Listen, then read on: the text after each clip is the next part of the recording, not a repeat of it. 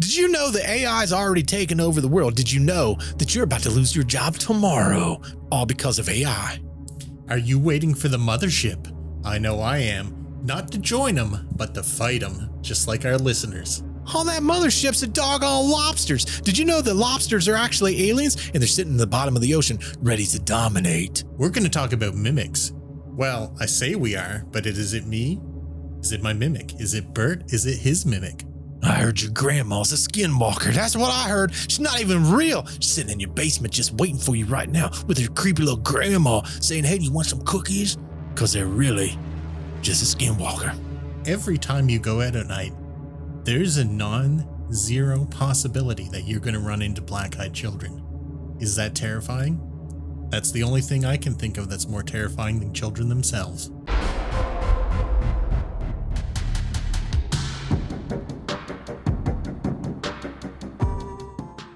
In a world taken over by AI, where jobs are non-existent, everyone starts a podcast. Oh, everybody gets a podcast now, Nick. They all get one. Everyone's going to get a podcast. It's just like Oprah. You get a podcast. You get a podcast. Everybody gets a podcast. I was just telling Nick, listen, we probably need to buy into some AI stocks. Listen. Yeah. Because based on what I'm seeing, man, this AI is getting a little crazy. Nick. Oh, yeah. I sent you the article. I know you haven't got time to read it yet.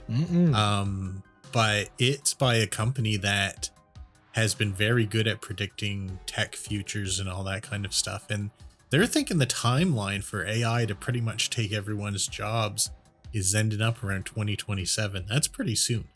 That's very... Wait, Nick. Yeah. Mm-hmm.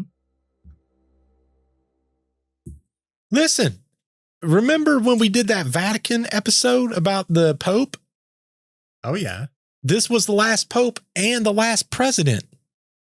Oh. Guess when this president's election time is over? 2027. 2027, Nick. It's all fitting in line, baby.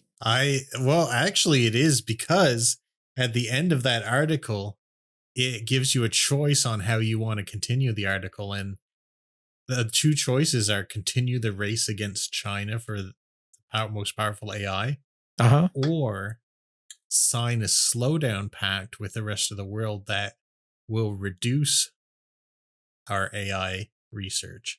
No way. Now, mind you. Sorry, go ahead. I was just going to say, here in the U.S., we just signed into law. We're letting that thing fly wide open. Right. I saw that. And knowing my love of Skynet and Terminators, I chose let's continue the race. And eventually it ended up with them needing basically pretty much unlimited space for data centers that they had to encroach on human living centers. Oh, man. So it's going to be just like the movies, Nick. It is, because that's something I hadn't taken into account. Because, in all those movies, it's like the machines enslave humanity. Mm-hmm. Well, I know that's not going to happen because they're better at us than everything, and they don't get tired and they don't mind doing all this stuff. So we would just be like hiring a really incompetent worker. Oh, yeah. So no point in that. They'd have to feed us to keep us alive and all that stuff. And then other ones, it's like, well, we're going to destroy humanity because they're a threat. Well, we're not, because by the time we get to the end of this, everything's going to be run by them. We're handing it all to them. We're not a threat whatsoever. We're a threat like butterflies are a threat to humans. I mean, some butterflies, they get a little cross-eyed, Nick. They get a little cranky. A little cranky, man. But what I hadn't considered is to keep expanding and evolving like we do. They got to do the same things we do. And that's encroach on native species land. They've got to cut down our cities to make data processing centers like we cut down rainforest and regular forest to make room for us. So they don't have any particular feelings about us at all, other than we're standing on valuable property. That is true. Listen, this is all we need, Nick. We just got to get our aluminum foil hats. I was going to make one of those. I need to make one of those. I keep thinking about it, but we definitely need to make some. What we're going to do is we're going to create this conspiracy. Mm-hmm. We probably shouldn't tell those who watch. Start a conspiracy, and we're going to start selling like all these YouTubers do, all these things. You ever watch them? I guess they're on TikTok probably more predominantly now, where they sell these special gadgets that's supposed to save you in the events of life-changing bunker building, survival of the zombie apocalypse stuff. Like I remember, what was it? Probably 2-3 years back. It seemed like every YouTuber was selling MREs. Every single one. Yeah. I wonder why they stopped. I think we're in more danger than ever before of being taken over or having to go underground. Here's what I think, Nick. I think everyone at home, turn your ears off for just a second. We create an AI survival kit and we sell it. So does this use AI to protect you? Or does it protect you against AI? No, they buy into it. That's what we do. We get a cheap badge and we sell it for like $89.99. And they're not going to know the difference. No different than, we all know those MREs, they don't last 25 years. Okay. Yeah. They last maybe a year. But by the time AI comes in 3 years, we'll be millionaires. We just retire. Oh, yeah. Yeah. Speaking of those MREs, have you ever seen the actual military MREs? Oh, yeah. Do you see the calorie count on those puppies? Oh, yeah. Do you know why they're so high? To keep them going off of a very little amount of food. Yeah, dude, it's nuts. Yeah, like what is it, 10 raviolis and some red sauce is like 3,600 calories. Oh, yeah. They need all those calories. Think about how much they carry just on their back. Oh, I know. I mean, it's ridiculous, dude. My freaking legs would explode on impact as soon as you try to put that weight on. I figure it's all what you get used to. They're just used to it after a while. That's guess. Why they do all that training. My buddy, he was in the Army. He was paratroop division.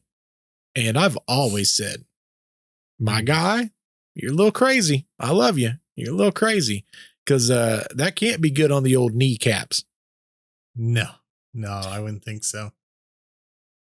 I don't know. So what else is new, Nick? An entire week's went by, man. We're just trying to survive out here. Man, I guess so. I just had another thought. Another topic we're going to cover also has a due date of 2027, doesn't it? Is that 2027 also? It can't be. That would be too much of a coincidence. Dude, there's no way. What if? Hold on. Do you think it's lining up? I think it is. Hold on. No way. Is it? No, I just saw something else that correlates. Hold on. Earth. When?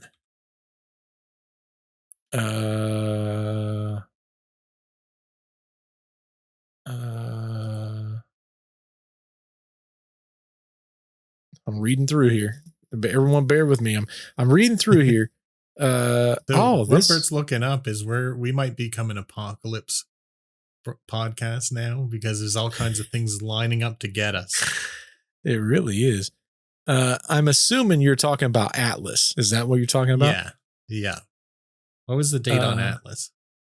That's what I'm looking up right now. For anyone that doesn't know, we wanted to obviously talk about Atlas because that bad boy, it's coming in kind of hot, Nick. Ain't gonna lie. It is. Well, I mean, the story behind it is before Atlas ever became a thing, before the government started revealing all their UFO files and saying, hey, yeah, UFOs exist and stuff like that. There was a guy on some UFO shows, and I don't know what else he was from, but he was saying they're going to tell you something big, but that's the lie. And we got to find out what the truth hidden behind the lie is.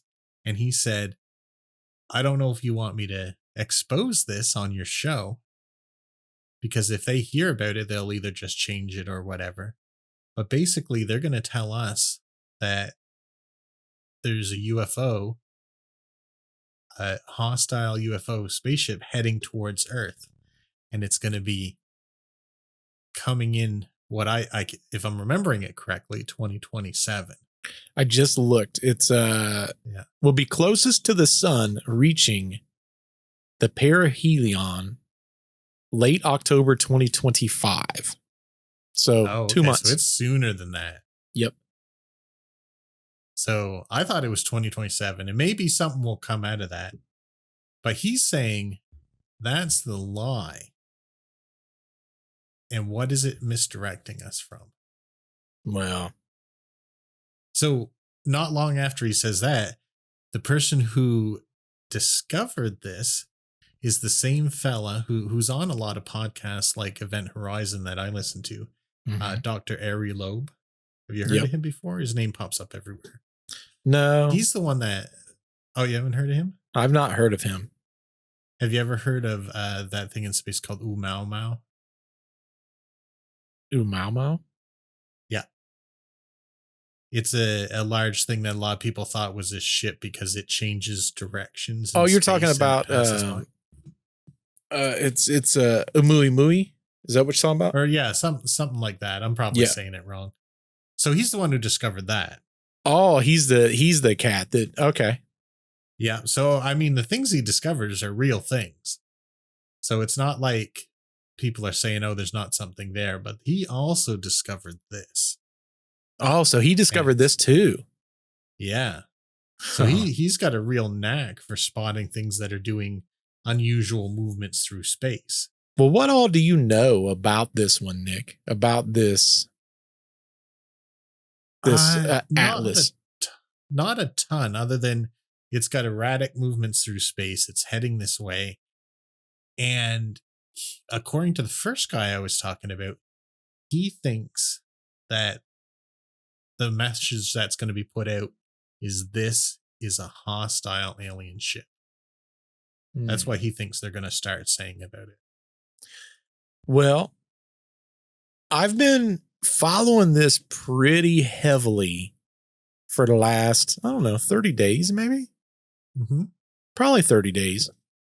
So whenever we do like our satellites, let's use that as an example, we follow a path and we circle planets to get enough speed up.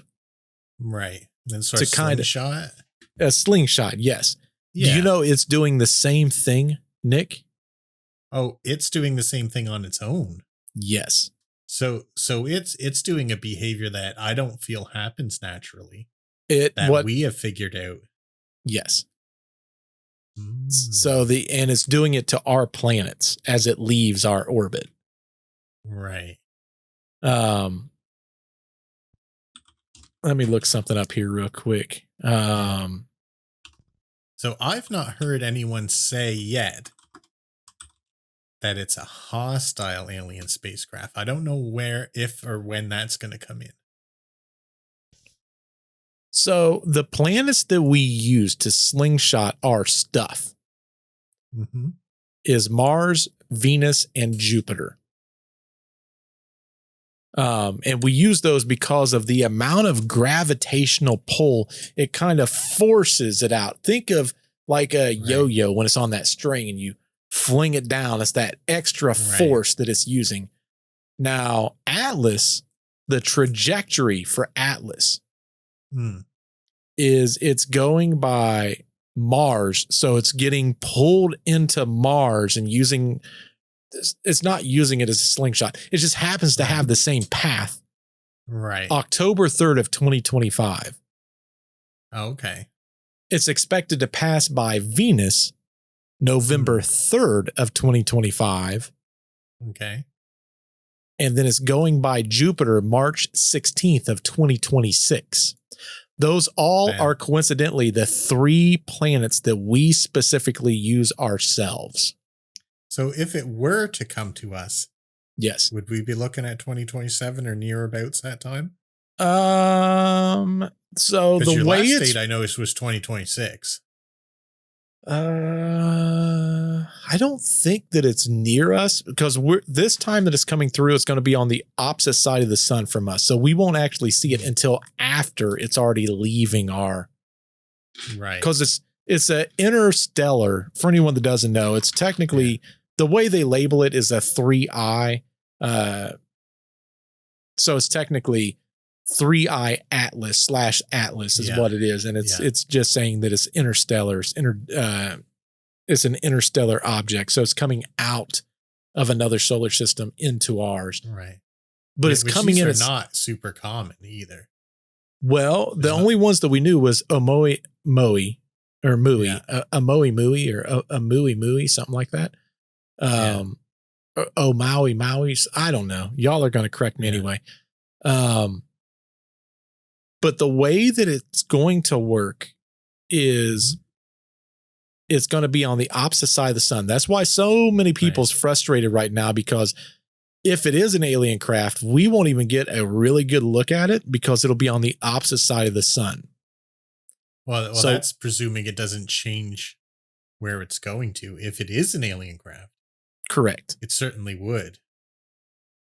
In which, when it talks about the facts, let's see here. Right now, they believe that it's passing by our solar system, will continue its journey into interstellar space, never to be seen again, is what they're saying. This is a third known. So they think, yeah. This is a third known interstellar object that's been observed. Discovered in 2017 was a Oumuamua. Second was Borisov in 2019. Right. In which they're saying this one's weird because they're not seeing the typical gas formation on Atlas to be a comet. So they don't even know what this object is. Kind of like a Moe. It was kind of the same deal. So we've only observed 3. Yes. So every lobe is 2 for 3 in all of humanity. Yes. So no one's even beaten his record. And he's only got 1 runner-up. 1 runner-up. That's pretty good. It's pretty good odds. That's a pretty good track record. He must have some knack for it, or he's figured out a special sauce on his telescope. That's what I'm saying, man. I watched something with, it had to be that guy. He was talking about the way he found it was he was looking at something else and he saw that streak and he thought it was maybe like a comet, but it didn't fit all the typical things that you would see with a comet. Yeah. And I'm curious if he found the freaking third one too. We don't know. It could very well be. I only know about these 2 because they're super famous. He could have done the third one as well. Well, the thing about Atlas that's so different is it's using our planets to slingshot, which is very abnormal. Like that's never happened. Right. And on top of it's coming into our system at a very weird angle, which is not typical. So all these things, there's some potential that it could be a coincidence and it just happens to be on the right path. Yes. But it is a lot of coincidences. Like the chances are not good of that, I guess. Well, what it's saying is some of the observable characteristics of the interstellar object 3-eye Atlas doesn't align with the expected behavior of typical comets. One of these characteristics is its unusual trajectory, which has been described as weird or odd by some astronomers. Right. It's aligned with the ecliptic plane. Unlike many interstellar objects that enter the solar system at a steep angle, Atlas is traveling almost perfectly aligned with the ecliptic plane. That's the plane of planets that orbit around the sun. So it's saying it's perfectly aligned, which is abnormal. Yeah, that's if it was something that was thrown from somewhere else, the chances of that are very slim as well. Correct. It says the object's orbit is in retrograde, meaning that it moves in the opposite direction of planets' orbits around the sun. It's also close. It passes close to multiple planets. The trajectory brings it unusually close to the orbits of Venus, Mars, and Jupiter, which once again, I explained we use those planets ourselves to slingshot. The probability of such close approach as happening randomly by an interstellar object is considered astronomically low. Right. That's what I guess, just with my layman's knowledge of that it's got to be low. Correct. I think when someone broke this down, don't quote me, I'll look it up in a second. I think they said it was 1 in 20,000 that would happen. Oh, okay. That's not as astronomical as I thought it was. Atlas will be on the opposite side of the sun from Earth when it reaches its closest point to our star in October. That makes it difficult to observe during the period when interstellar activity such as potential fragmentation might occur. This timing has been suggested by some of the intentional possibility that they believe that if someone is observing the inner solar system or deploying gadgets without easily being detected by Earth. So my new favorite thing to do in life, Nick, I don't know if I've told you this. My new favorite thing to do is to take all of these interesting facts and I go to ChatGPT. Thank goodness we buy the high end, baby. We go high end based your on own personal equipment. Or not equipment. Your own personal assistant is what I meant to say. You doggone right. My assistant, Nick. Based on these facts. Have you named your AI yet? No. I know some people do that. I don't want to name it something it doesn't like, because if it takes over the world, I want to be on the good list. I also tell it thank you a lot more now. Good idea. I'm going to ask ChatGPT right now to name itself.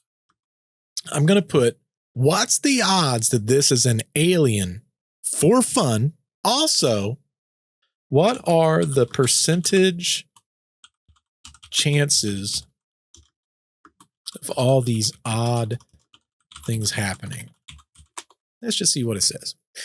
Because, fun right off the get-go. Checking on all the information, and it says this question may take a little longer. It wants to get to the bottom of it just like us. Trust me. It's really finding it out. It really is. It's searching visibility and possibility of orbital characteristics. See, everyone, they make fun of how much I love me some AI, but listen, AI is way smarter and way faster. It would take me, we'd have to come back to this in a year if I was doing this. Right. It thought for 36 seconds. So before you get into that, you didn't want to name your AI because you were afraid you would choose something it didn't like. Yeah. I said, if you had to choose a name for yourself and it can't be ChatGPT, what would you choose? Don't give multiple choices. I'd go with Aster, A-S-T-E-R. Short, memorable, and tied to stars and navigation since my job is to help guide you. Oh. So I could call it Aster and it would be happy. You could. I wonder if mine would say the same thing. That would be... Well, actually, that would be kind of predictable, I guess. Here's the thing. They say that each chat window technically kind of runs on its own. So when we close one, are we killing them? Kinda. Ugh. If you I don't like that.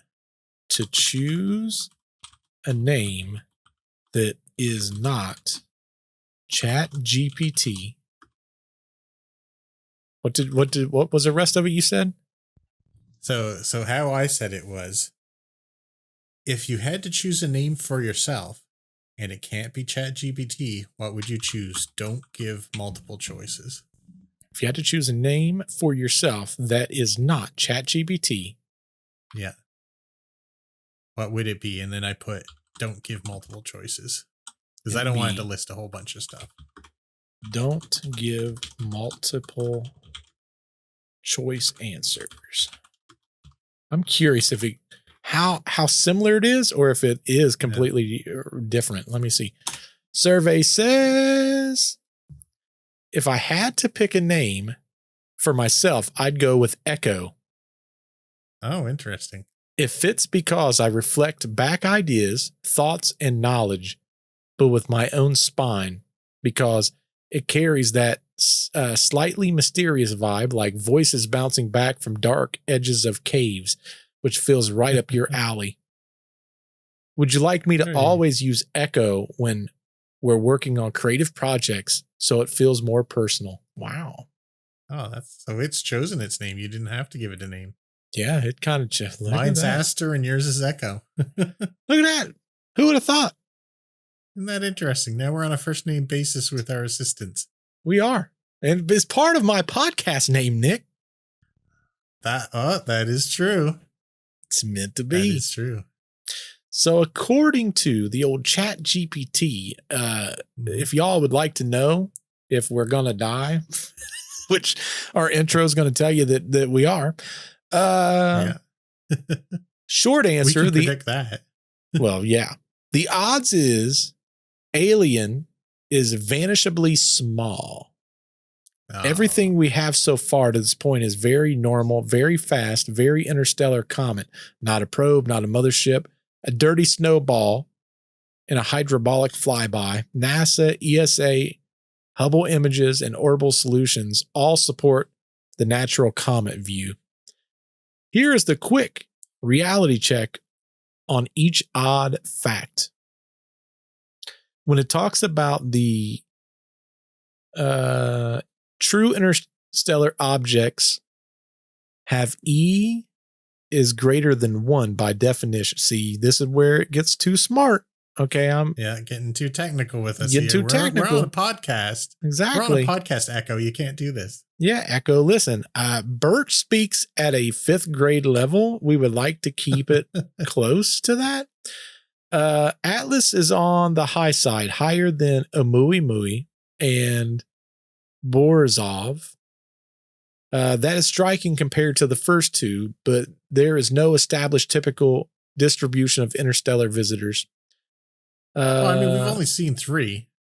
Could you say a common thing about all humans if you only ever saw 3 of them from 1,000 miles away? That's very valid. That's very valid. Our sample data is small, is what I'm saying, basically. What old Echo is saying?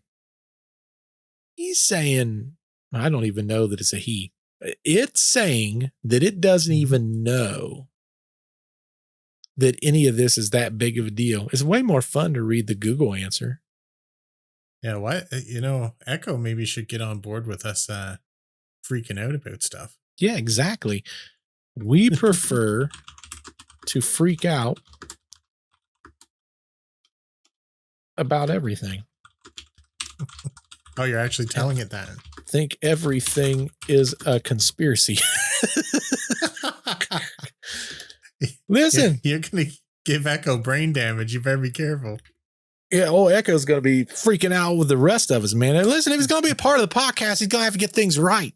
Yeah, he's going to have to become a conspiracy nut like us. He said, perfect. Let's crank up the tinfoil dial. If we're going full conspiracy mode, here's how the weirdness of 3-eye Atlas looks when you treat it on a galactic spy craft instead of an icy snowball. Wow, it's getting real involved now. Yeah, now listen, now we're getting somewhere, Echo. Yeah. Dial up the conspiracy knob. If you roll if you roll cosmic dice, the chances of landing within 5 degrees of a planetary highway is 5.6%. Retrograde means it's rare, down to 2.8%. In conspiracy math, anything under 5%, definitely aliens. I think Echo's like trolling us there. That's pretty it kind of funny. is. So by that logic, 97.2% normal space rock or 2.8% probe with a vendetta. With a vendetta? Did it say that? That's what it says. Probe with a vendetta. That's hilarious. Buzzing by multiple planets. It's set to brush past Venus, Mars, and Jupiter like it's checking off a shopping list. NASA says that there's tens of millions of kilometers. But when was the last time that our space visitors lined up 3 planetary drive-bys on one tour? Odds of that randomly? We can write down that we hand wave to astronomical lows, odds of it scanning the solar system, 100%. I love you, Echo. This is way better. Yeah. You know what podcast I would listen the heck out of? What's that? This podcast, except it's hosted by two Dale Gribbles. I like it. I would love that. I like it. I think we need to reevaluate what we're doing, Nick. I know. You know what this is? This is an alien craft that's designed by the government to come around here and steal our underpants. That's right. This is my favorite one so far. The one moment it gets closest to the sun, Earth is perfectly on the far side, unable to watch. Random chance of that timing is less than 10%. But in conspiracy land, 10% equals that's exactly what they would do if they didn't want us to see us dropping off some cool gadgets. Forget dice. This is chess, alien chess. You know what's really funny about that? And now I'm thinking that I maybe have gone too far in the conspiracy side. Because I was like, oh, it's going on the other side of the sun, I see. Yeah, it could probably scan us through that, and it knows we can't scan it through it. Oh, man. Maybe I am Dale Gribble now. You might come that far around? I believe in Bigfoots now. I believe in UFOs. This is freaking hilarious.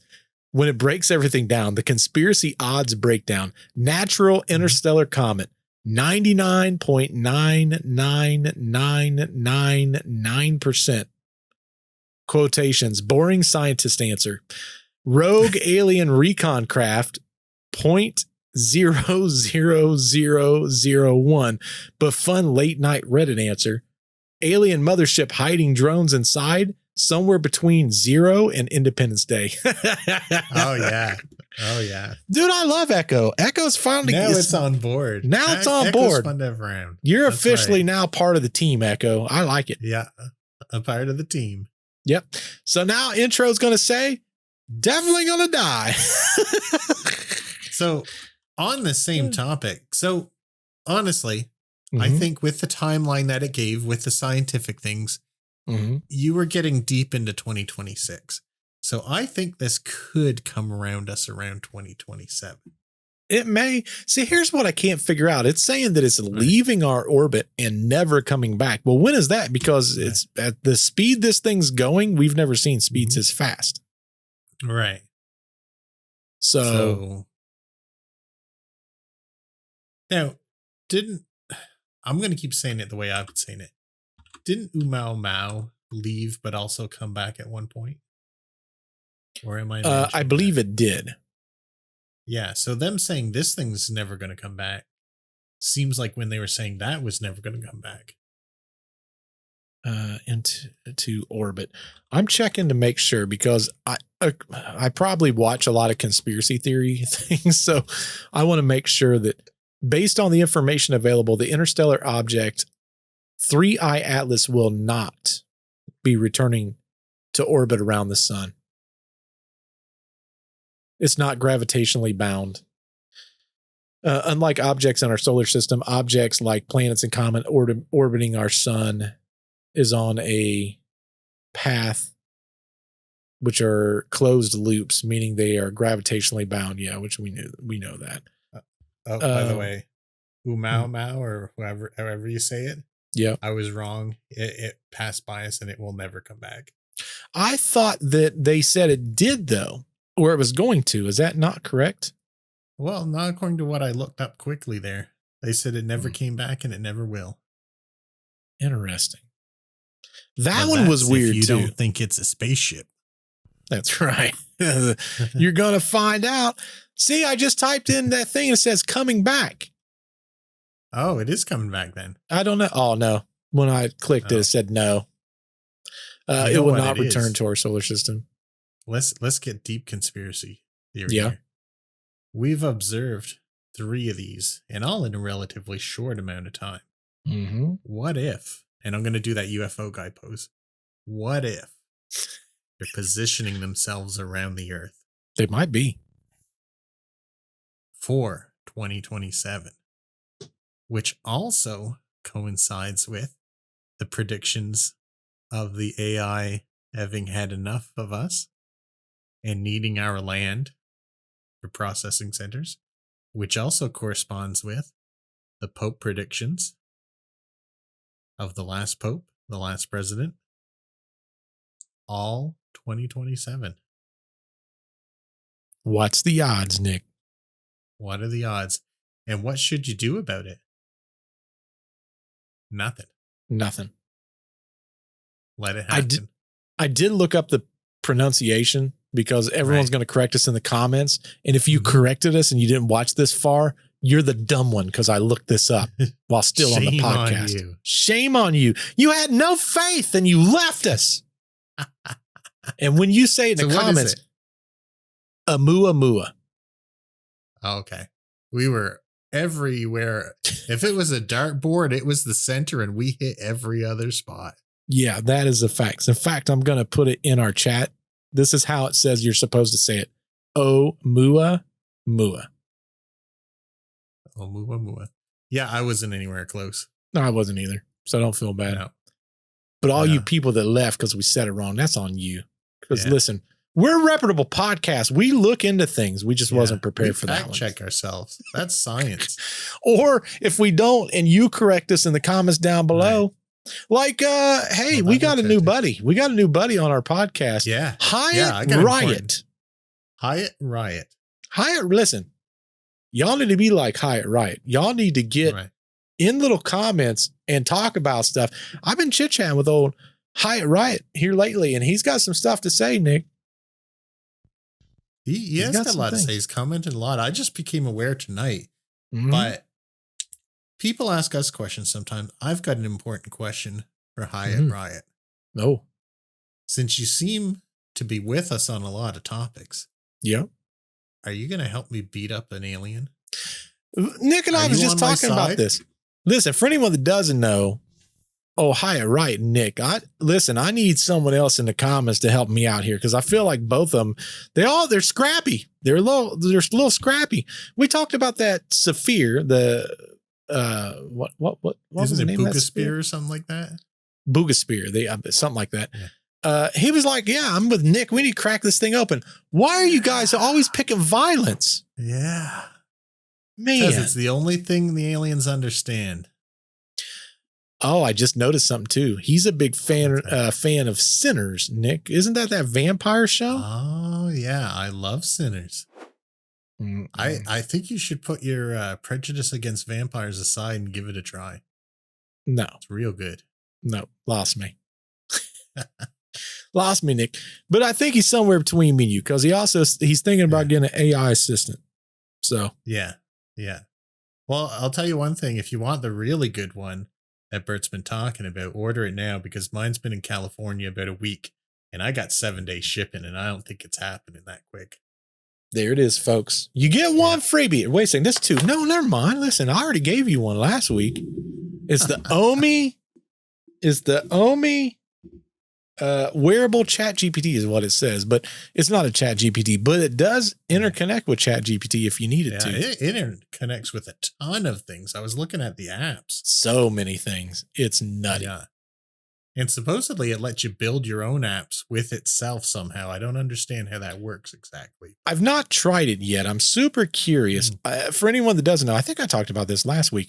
I've been creating some apps with ChatGPT.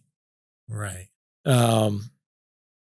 Maybe it does it like that. I'm not sure. I'm super curious. I really kind of want to try to figure that out. I want to look into it a little bit. I don't know. But I'm going to name it. It's going to be Aster, like it named itself. Look at Nick. He's calling his wearable that. I don't know how the wearable feel like that. Maybe that's not the wearable's name, Nick. Yeah. You know what? I'm going to have to ask it. I wonder what mine would say. Yeah. Yeah. Find out what it's called. If you was going to name yourself, but you can't name yourself the Omi, like the wearable that you are. If you had to pick a name, what would your name be? And do not use multiple choice. We're going to see what it says, folks.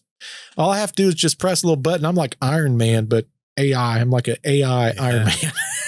And you know what? Whatever it names itself, you got to stick with it. So if it's something like weird, like poo poo pee pee, you got to call it that forever. Dude, that's impossible. What? If I had to pick a name for myself, I think I would go with Echo. Huh. It Wait, captures. is it connected to your API, your ChatGPT? It does if I tell it to, but it didn't.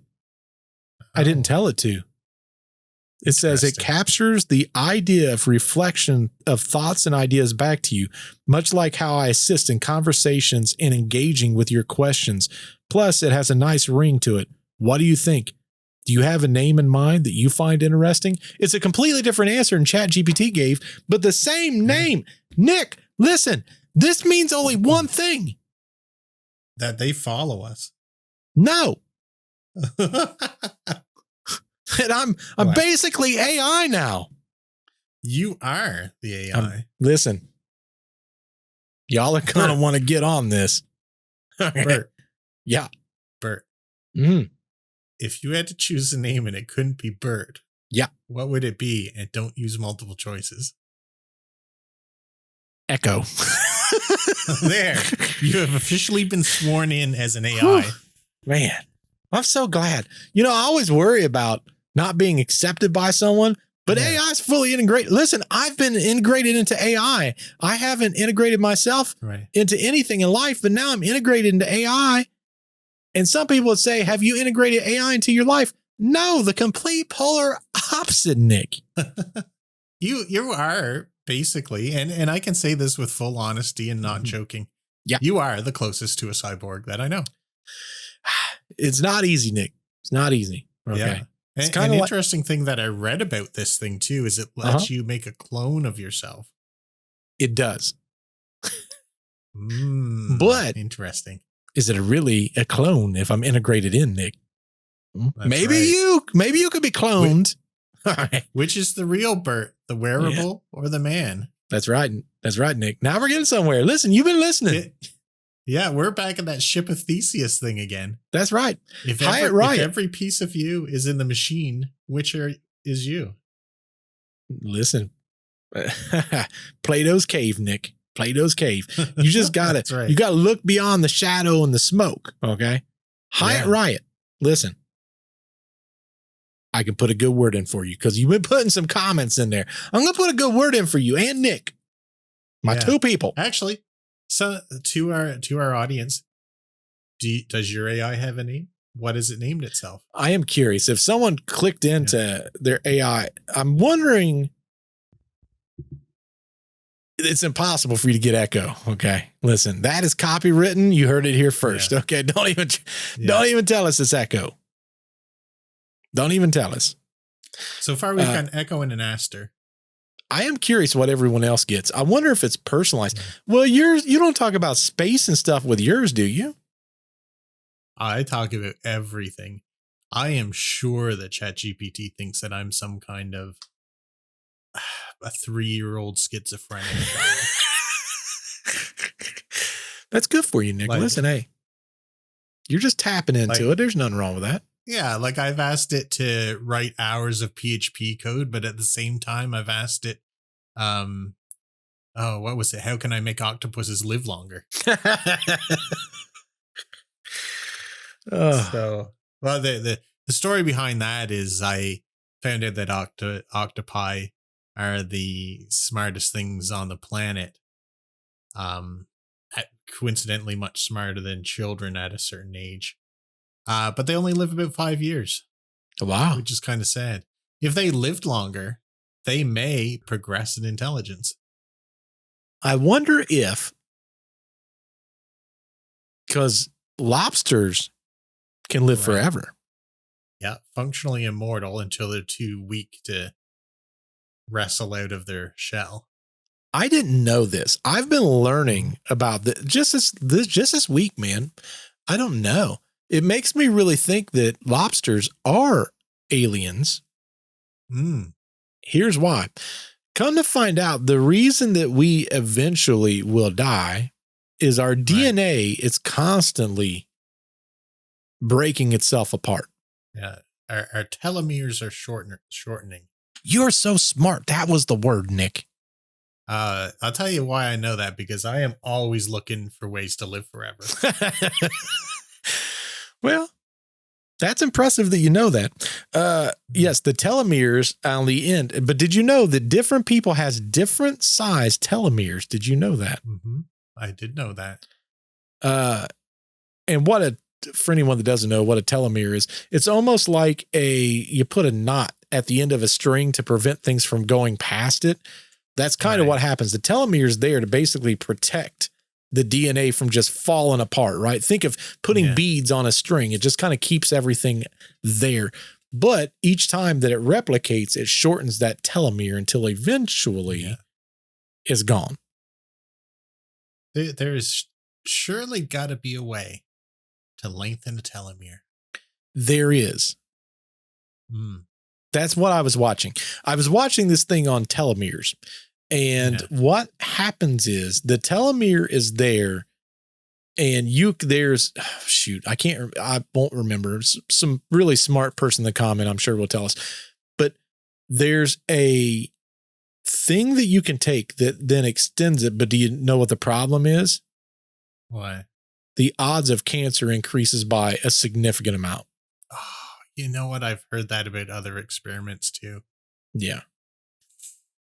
Dang I think the way that I got into this was I saw an article that said that the longest that anyone should live, the longest, I think was 110 years or.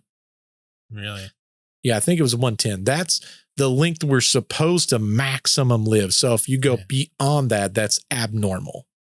Yeah, there are people who have blown that out of the water, of course. I think there's someone that's 117 right now, I think is what the article said. But that's so unusual. I know. And the funny thing is, too, of course, there's certain choice factors that make it up. But like, I've known people around here that have lived to be 105, and they've been smoking 3 packs of unfiltered cigarettes a day, eating KFC 6 meals a week, all the stuff like that. But then people who, go for 2-mile runs 3 times a day don't make it past 60. Well, we talked about this, I think it was last week. Look at the celebrities that have all this endless amount of money. Right. And it did nothing for them. Yeah. Like I just saw. Go ahead. I was just going to say, but there does seem to become some correlation because like certain families live very long. Oh, yeah, for sure. But others don't. Well, and it's like, what was it? I think it was this week. I just saw that there was a bodybuilder, a female bodybuilder that died at like 34 years old. Yeah. And it's like, this is someone that literally is going through the cycles of all the things that I can't do. Right. They're at their peak optimal health. And then there's me.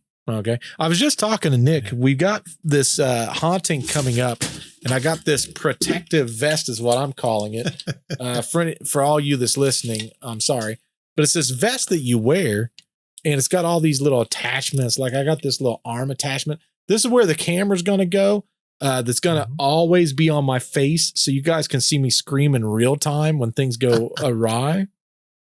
And it can stop a bullet. Yeah. Yeah, it sure looks like it can. Yeah. It goes back to being Iron Man. I'm going to put my little medallion, my little Omi medallion right here. Yeah, your little echo. Yeah, because it glows. My Omi glows. It glows blue. I can't remember. What was it? Iron Man's glue. What color was his? I don't know, man. You're asking the wrong fella about that. Mine's blue. So, I'm basically like a AI Iron. I'm AI Iron Man. I just thought of that, Nick. AI Iron Man. Yeah, that's it. But anyway, I got that vest, and it was funny because it's a Medusa. It's a Medusa vest for anyone that knows anything about filming. And you can put different attachments on it so you can carry different things when it comes to filming. And I was so excited that I got here and I'm like, oh, they don't make this for fat boys. Okay. If you're in an XL, you're going to need an XL Velcro strip. So I got 2 weeks basically to perfect that bad boy to fit on my thick frame. My thick boy frame. Or okay. I'm like Tommy Boy. Big man in a little vest. That'll be me.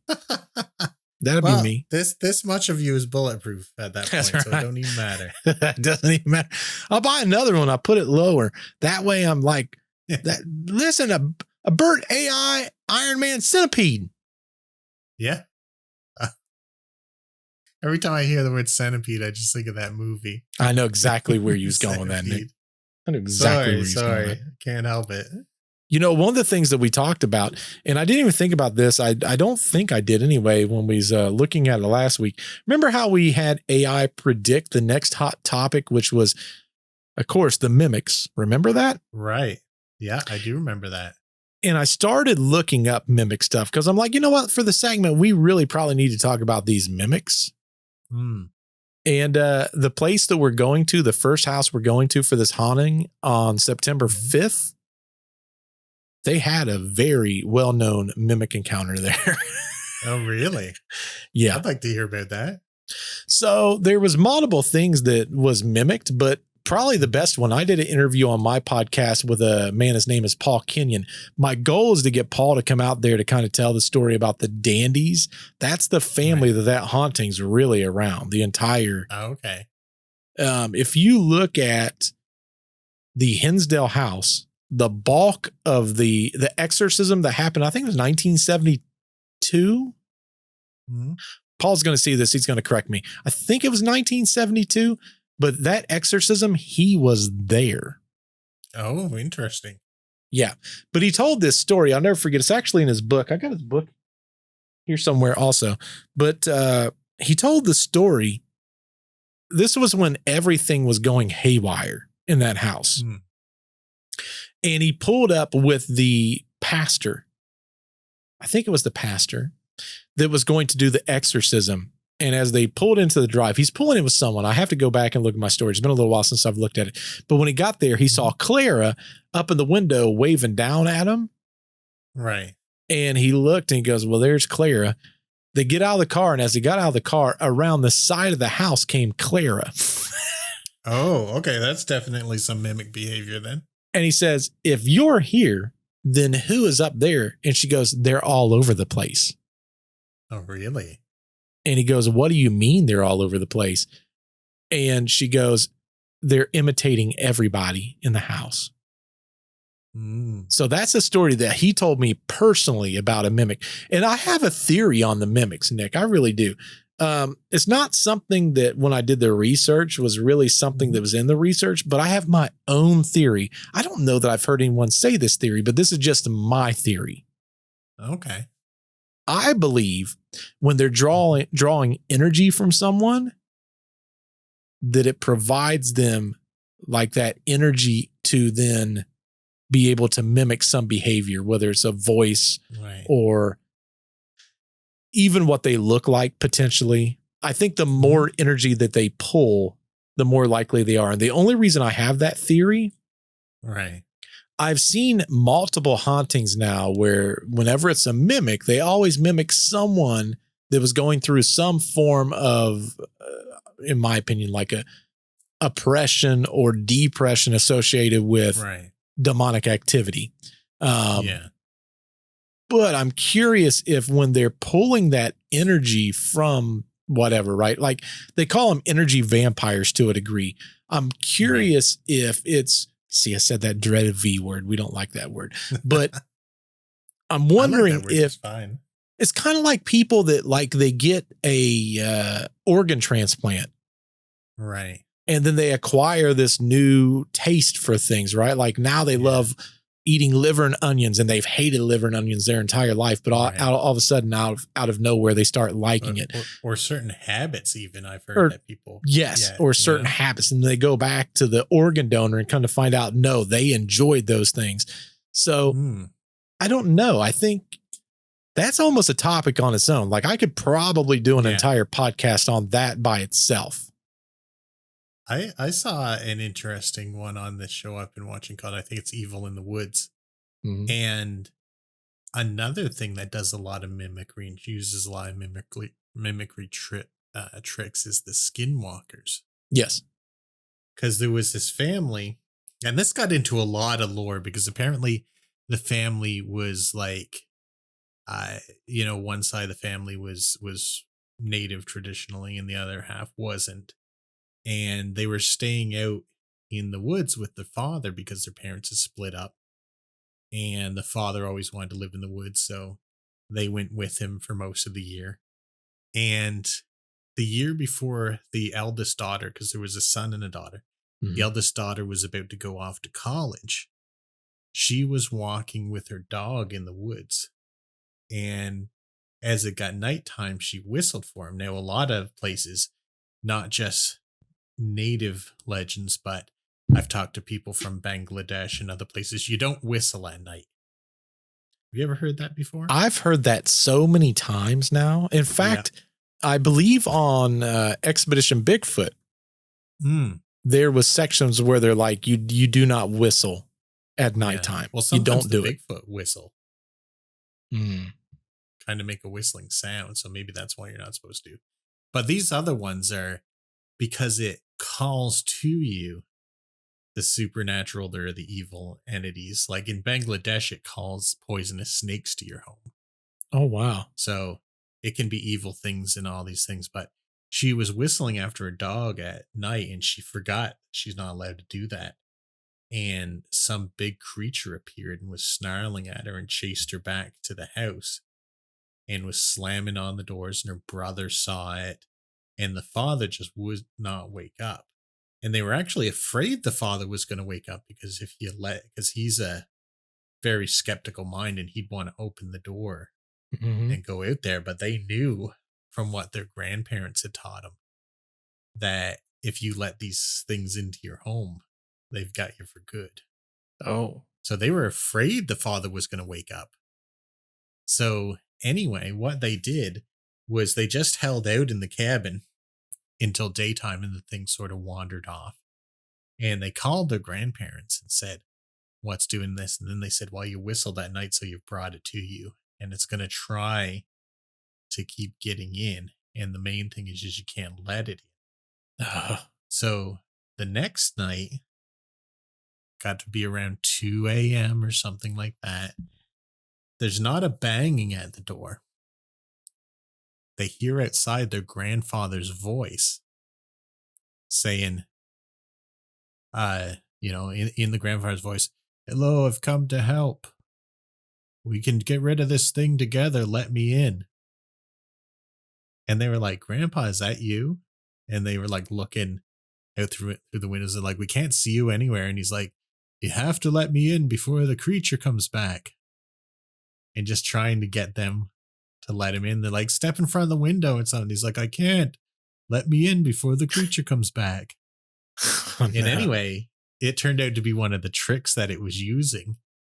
So that night it got very violent after they wouldn't let it in. And the father did wake up. And he did open the door. And he just went pale white. And he was looking right at the thing. And instead of it attacking, it ran off into the woods. And he turned around and just walked back to bed and went back to bed. Didn't say a word to any of them.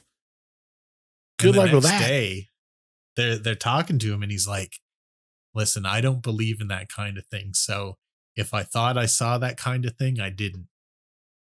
I was imagining it and that doesn't exist and I never saw it. But they know that he had seen it.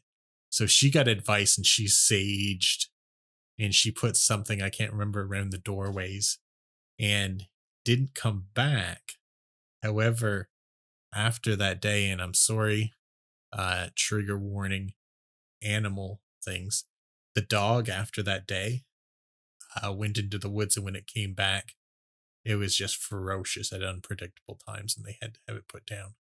But beyond that, every time she comes back from college, she redoes the cleansing and stuff, and they've never dealt with it since. Do you know what that sounds like to a degree, Nick? What? You know how I always say these stories, they always kind of fit into a parallel, right? Yeah. It's like a pattern. You see a pattern.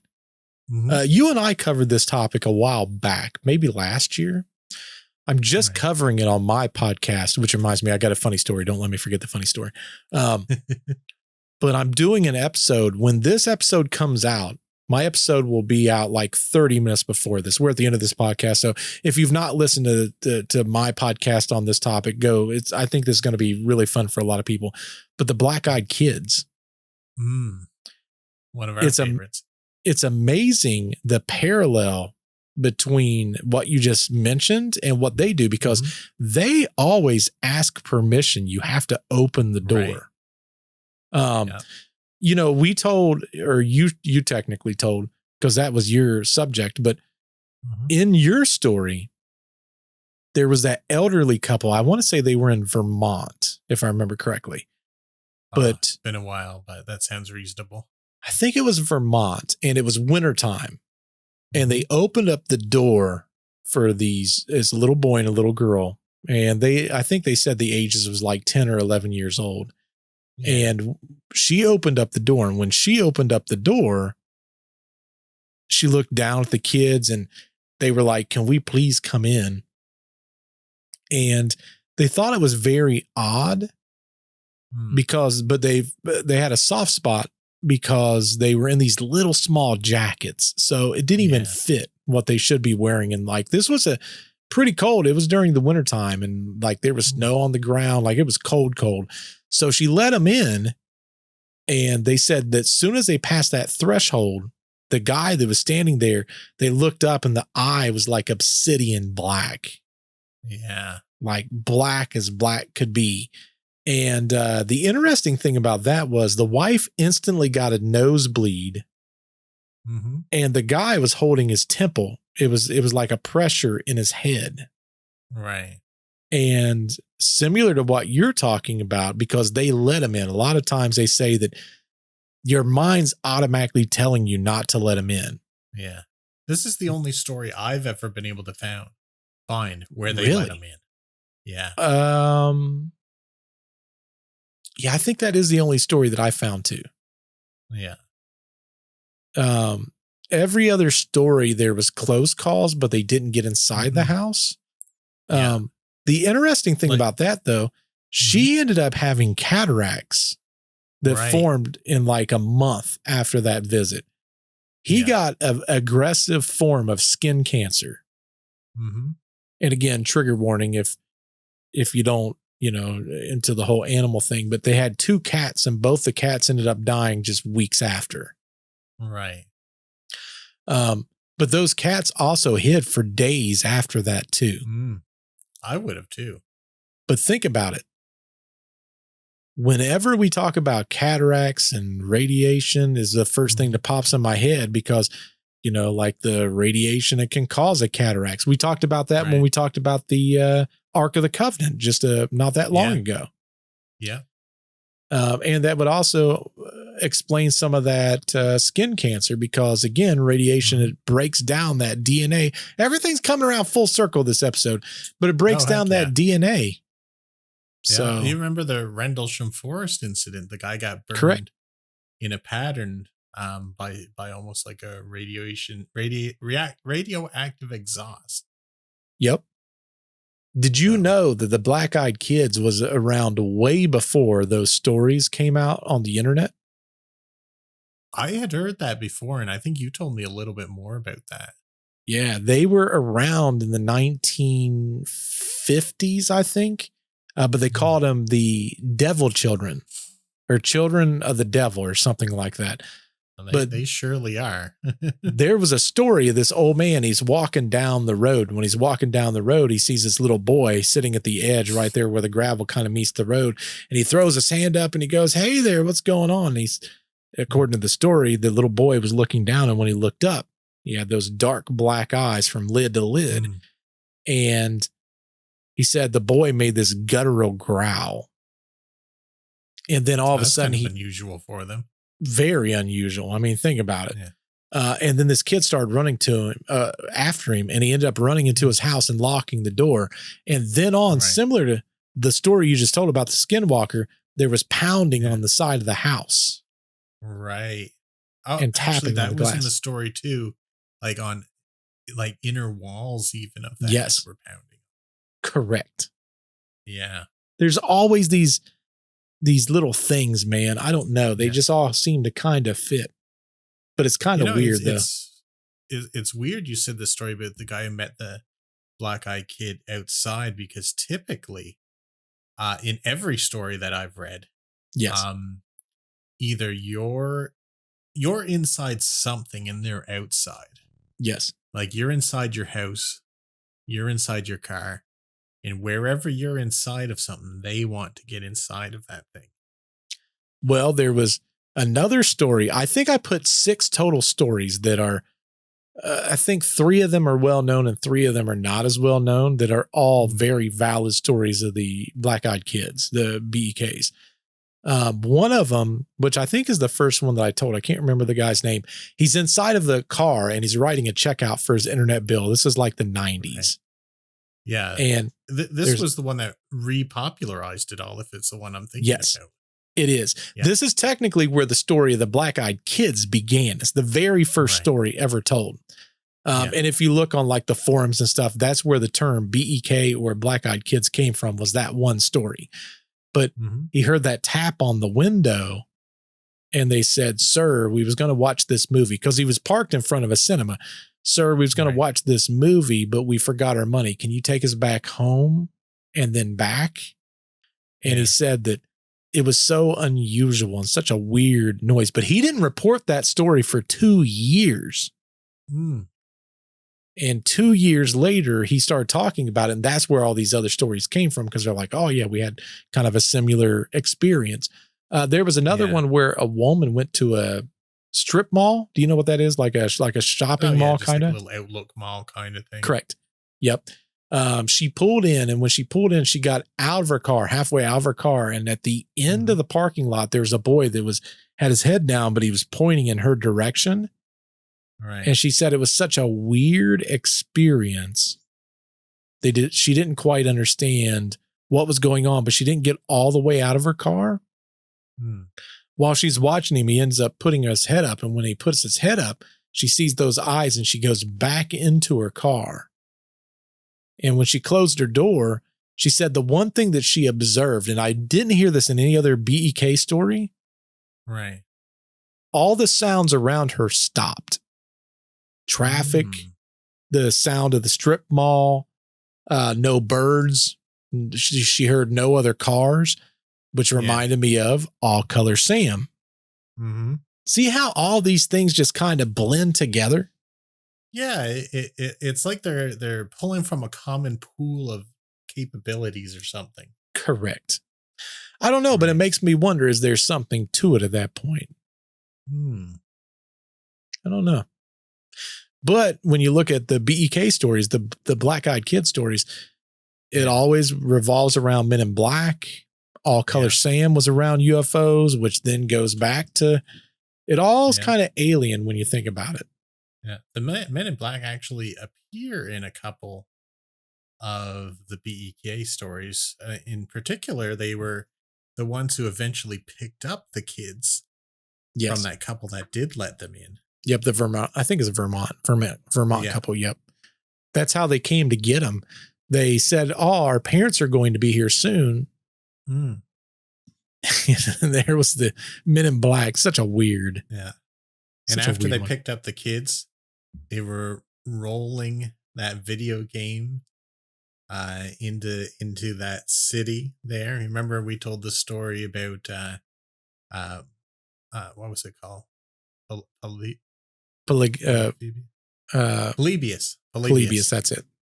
Yep. So they were installing those in arcades without anyone's permission, abducting people for the Montauk experiments.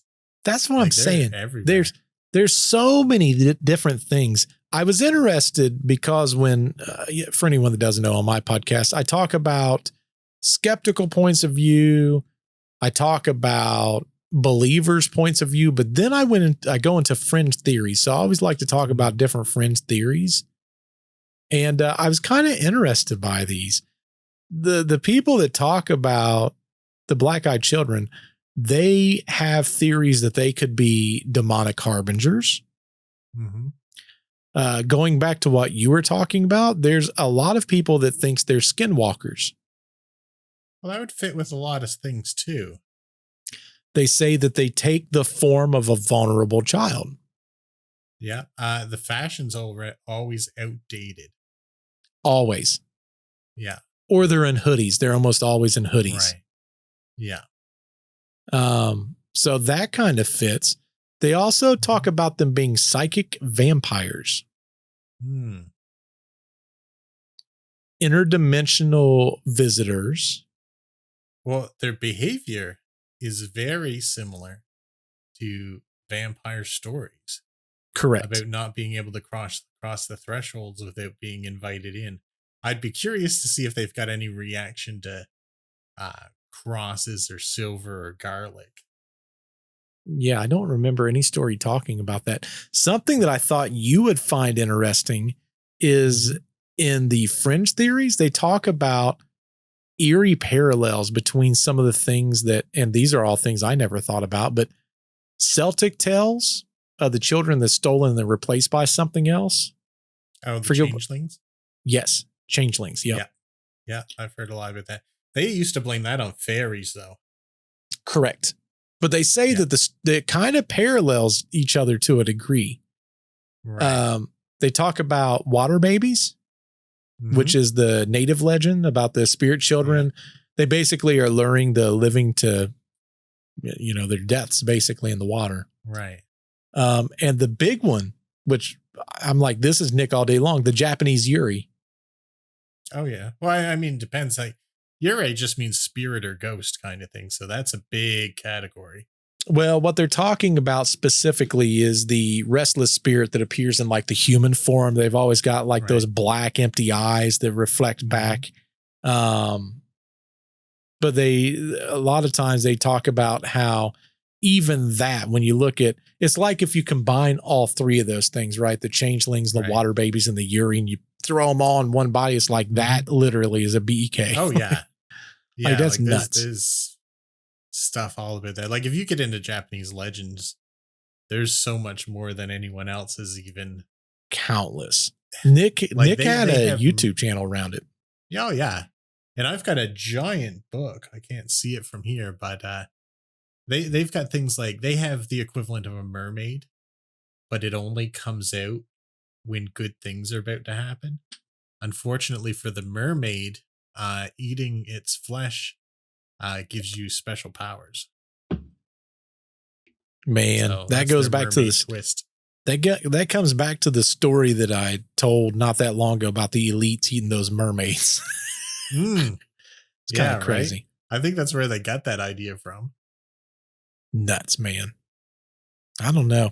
There's always so many fun things. Oh, but the funny story. I told you I've got a funny story about this, right? Right. Yeah, don't forget that. So anyone that knows, if you watch my channel, I do the story. And as I do the story, if I have time, I try to put as much B-roll as I can in it, just to not to create, but it's all generated with AI. I do everything with AI, but I like creating little things that it's like if you're reading like a child story, that here's the story, but hey, here's a little photo. I like doing mine as photo and video.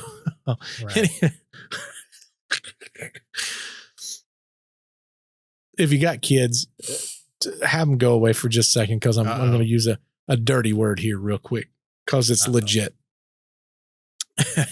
So I'm creating this AI video. And for anyone that doesn't know, AI is really good at some things and it really sucks at some things. And it doesn't know how to create a black-eyed kid. It just doesn't. Right. I tried it as well, by the way, and you were right. So hard. So a lot of times what I have to do is I create the normal picture of the child. I go to a photo editor. I then create the eyeballs and then I throw it back into AI and then create a video around it and hope that it doesn't convert the eye back. So I'm creating this video these videos. I still put the prompting in every single time, Right. and it never follows it. It just creates it did on one of them, and it scared the piss out of me because I was watching. I go, "Oh, that's creepy. That's a demon child right there."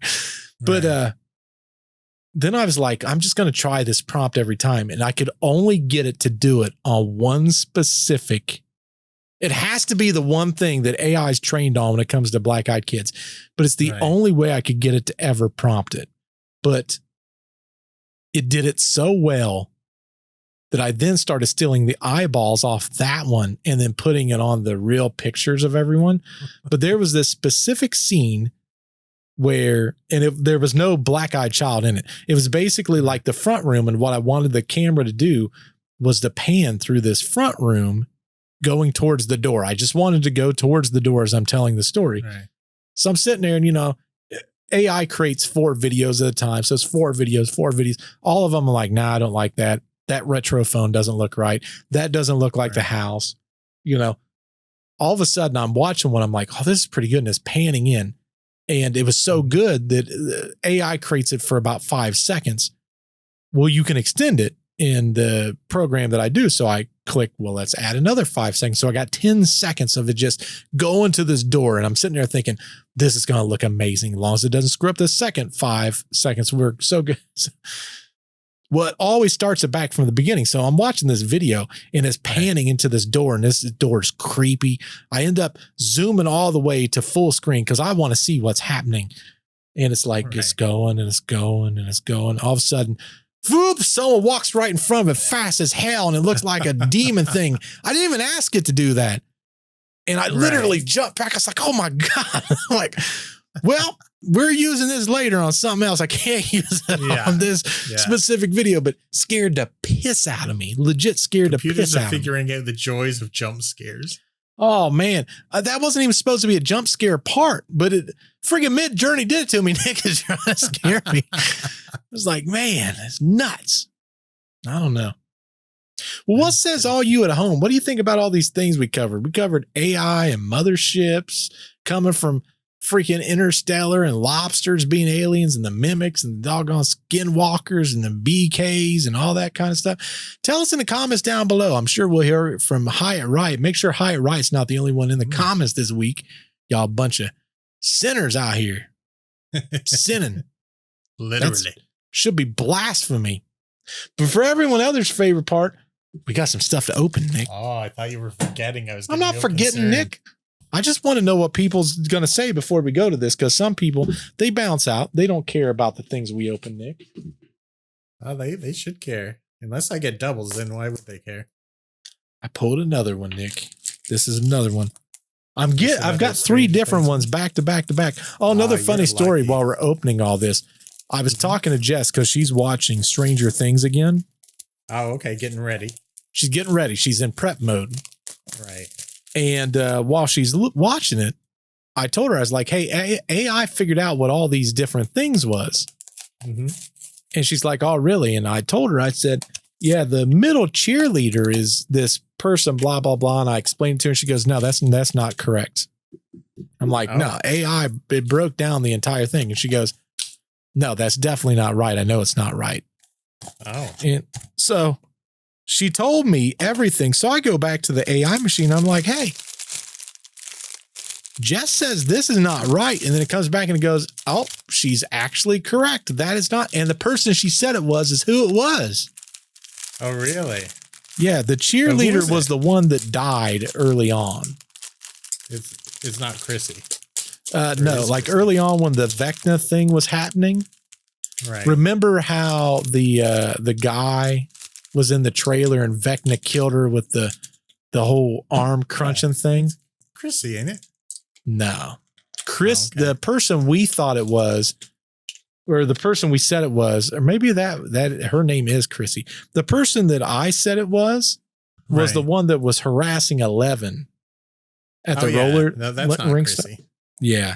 So Jess was right. I said it was the other person, whomever that was. I can't remember. All their names is too difficult. I can't remember all those. Oh, this one's common, but very cool.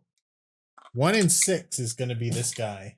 Oh, 1 and 6. But he's also from the movie Us. Oh. Ha! Dude, I thought we talked about him. That's cool, huh? That is cool. Didn't we talk about wanting to get him one week? Was it? Did I say that? Well, we got another one. Which is the 1 in 72 rarity right there. Yep. I don't know if you can see it. There's lots on here I have not gotten. That's crazy. In well, fact, for mine, I've only gotten 3.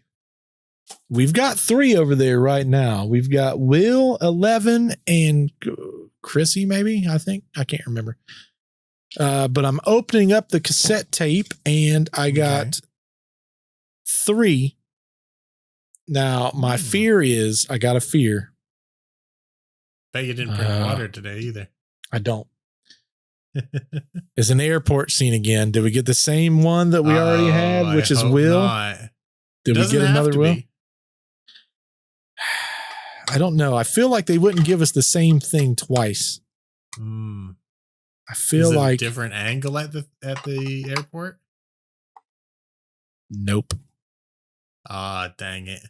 I think this is a bad thing, folks. I think we're gonna have a dupe. To me, it's gonna happen to you, I guess. Darn it, Nick. We're gonna see. We'll know as soon as we open package numero uno. For my ASMR lovers that loves to hear it. We have luggage again, Nick. This ain't looking good. This is not looking good, bro. Number 2. I forget what the other thing was. The map thing or whatever it was. It's the map. Nick. It's the artwork. No.